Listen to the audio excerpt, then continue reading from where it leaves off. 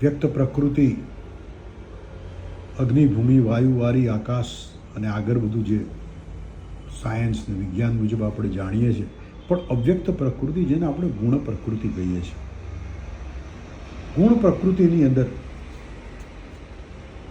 મહાસત્વ તમે જુઓ તો મહાસત્વની અંદર સત્વ, જેમ કે પાણીમાંથી એક ખોબો ભરી પાણી લીધું, એ મહાસત્વમાં સત્વ છે.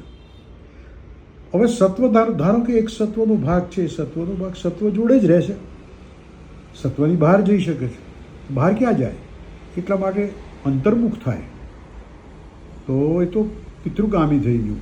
તો પિતૃગામી થવાથી એને કોઈ ગતિનો પ્રશ્ન રહેતો જ નથી. સત્વ સત્વમાં જ રહે, સત્વ મહાસત્વમાં જ રહે, તો એ ધ્યાન થઈ ગયું. આ જગાએ ગતિનો કોઈ પ્રશ્ન આવતો જ નથી, તો ગતિરહિત થઈ જાય છે. હવે મહાસત્વમાં જે સત્વ છે, તો મહાસત્વમાં જ સત્વ જાગ્યું હોવાથી તેને બહારનો પ્રશ્ન જ નથી. તે પોતાની અંદર પોતાની માયામાં જ વિચરે છે, અને વિચરવું એ ગતિ છે. એ ગતિનું પરિણામ અર્થાત રજઃ છે. ગતિનું પરિણામ અર્થાત રજઃ તત્વ છે. રજઃ પાસે બે ગતિ છે. એક પાછા મૂળ પિતૃ તરફ જવાની અને પોતાની માયાને માપવાની, અંદરની અંદર જે સામ્રાજ્ય છે એની માપણી છે, એ ગતિ છે.